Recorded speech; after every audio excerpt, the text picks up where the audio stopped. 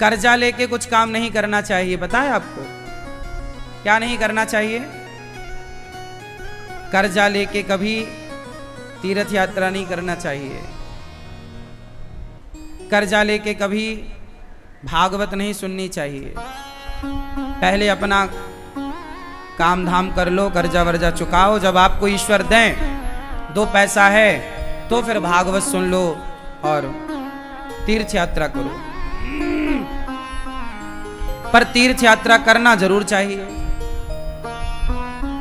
तीर्थों में आप जो स्नान करते हैं, आपको पता है जैसे आपने यमुना जी स्नान किया, तो यमुना जी जब आप स्नान करके बाहर आए तो आपके शरीर से जो पानी टपकता है, उस टपकते हुए पानी से हमारे पितर तृप्त हो जाते हैं। तीर्थों की यह महिमा है।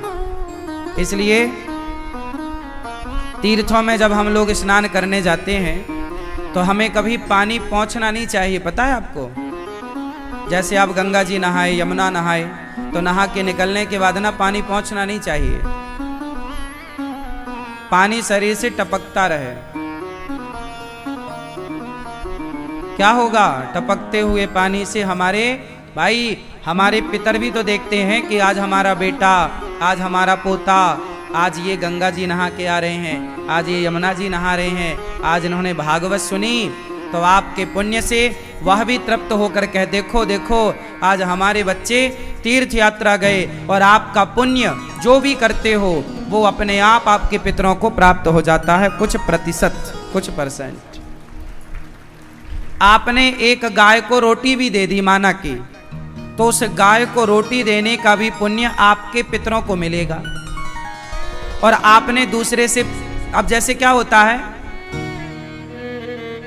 जैसे आप लोग कई जगह गांव में देखते ना, यज्ञ हवन होता, हवन, तो आप लोग गए, हवन सामग्री थी, आपने भी उठाई, स्वाहा स्वाहा। ये कोई हवन नहीं होता भाई, सामग्री तो आपकी थी ही नहीं, आपने तो दूसरे की सामग्री उठा के स्वाहा कर दिया। अब जैसे यहां पे मैं रोली रख दूं, रोली, कुमकुम, सिंदूर, तो अभी बहुत लोग आएंगे, सिंदूर उठाएंगे और यहीं चढ़ा देंगे। सिंदूर, माला होगा, पुष्प होगा, यहीं का यहीं चढ़ा देंगे। अब इससे क्या पुण्य है भाई? यहां की चीज आपने यहीं चढ़ा दी, उससे आपका कोई लाभ नहीं। आप अपने घर से आओ, है ना, और आप अपने घर से आओ तो जो आप पुण्य करोगे अपने कमाई की, मेहनत की पूंजी से, वो आपका है। अब आपने कहा भैया हमें दान करना है, जरा तुम हमें 100 रुपए दे दो, हम जरा 100 रुपए का दान कर दें, तो दान करना है आपको, पर आप मांग के कर रहे हैं, तो जिससे लिया है वो ना उसका भागीदार होगा।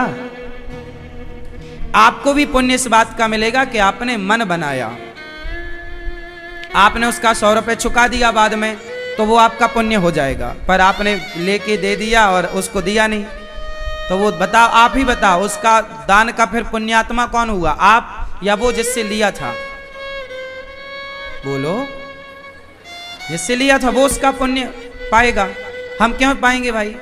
हमारा तो था ही नहीं कुछ। आपने मन बना लिया बस देने का, उसका कुछ परसेंट आपको मिलेगा।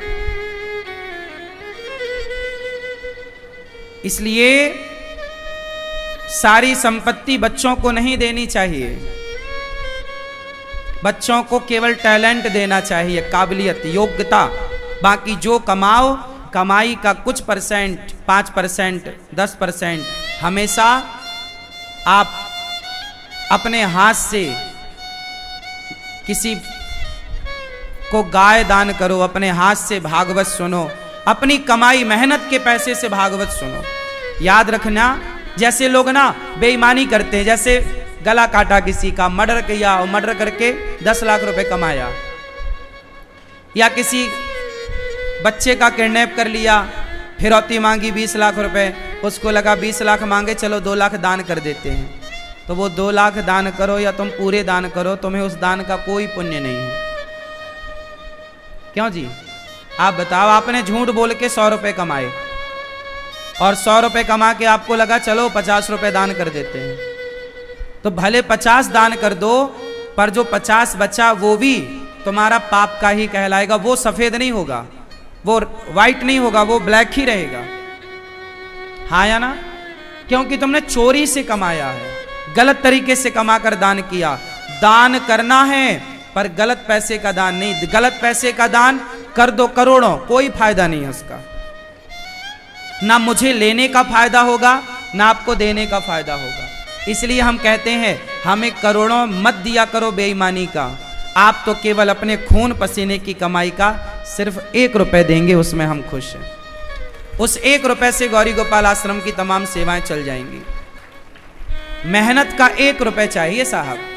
मैं मेहनत करके कमाने वाला व्यक्ति हूं, मैं बेईमानी से बिल्कुल खुश नहीं हूं, ईमानदारी से खुश हूं। आपको मैं सलाह दे रहा हूं कि कभी आप ये मत सोचना कि मैं चलो इतना आ गया है फिजूल का, बेईमानी का, चलो इतना दान कर देते हैं। उसका कोई लाभ नहीं है, स्वीकार ही नहीं होगा वो ईश्वर की अदालत में। वो दान की लिस्ट में सम्मिलित होगा ही नहीं, क्योंकि बेईमानी का है ना। क्यों मेरी मां? आप किसी के घर से चोरी करके लाओ और फिर उसका दान करो, तो भाई चोरी करो ही मत ना। काहे चोरी कर रहे हो? आप सुनो, आप मजदूर, माना कि आप मजदूर हैं, फॉर एग्जाम्पल माना कि आप मजदूर हैं। अच्छा, एक मजदूर को आपके यहां कितने रुपए मजदूरी मिलती है भैया? आपके यहां क्या चल रहा है? एक मजदूर को दिन भर में कितनी मिलती है तिहाड़ी? 500, 1100, 500, 600, 500 ही मिलती है लगभग। 600 मान लो, 700 मान लो, बस इतनी चल रही है। क्यों? एक मजदूर को मजदूरी दिन भर की कितनी मिलती है? लगभग मैं 500 माना कि 500। सुनो, अब माना कि हम मजदूर हैं और दिन भर हमने काम किया, हमें मिला 500। अब बताओ वो 500 हमारा ईमानदारी का है या बेईमानी का है? बोलो। वो हमारा 1 नंबर का है, ईमानदारी का। अब उस 500 रुपए में यदि तुमने 50 रुपए का किसी भूखे को भोजन करा दिया, तो एक आदमी को भोजन कराना एक यज्ञ की तरह होगा, क्योंकि वो आपकी मेहनत का पैसे से आपने खर्च किया, एक यज्ञ के बराबर है। करोड़ों दान करने की जरूरत नहीं है।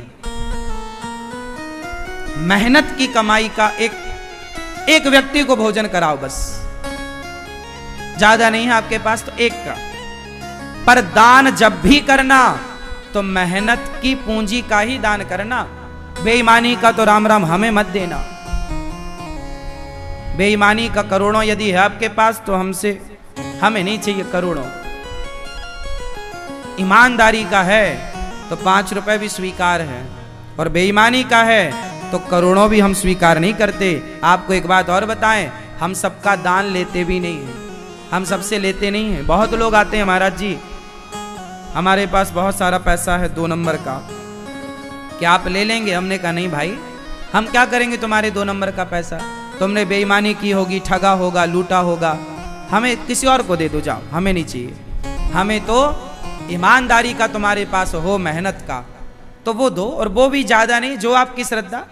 हम तो 10 रुपए में भी खुश हैं। क्यों मेरी मां?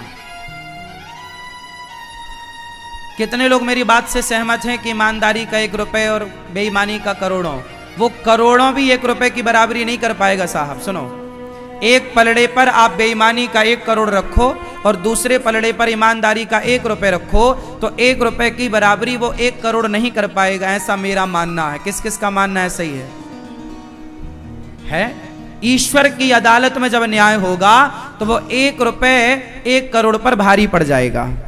जब ईश्वर न्याय करेंगे, इंसान का न्याय तो देखो पक्षपाती हो सकता है, पर जब ईश्वर न्याय करेंगे तो वो 1 रुपए 1 करोड़ पर भारी पड़ जाएगा, ईमानदारी का 1 रुपए। कमाई यदि आपकी ईमानदारी की, और मैं आपको एक चीज और लिखित में देता हूं, लिखित में, कि जो आप कमाते हो उसका 5% दान करना सीखो।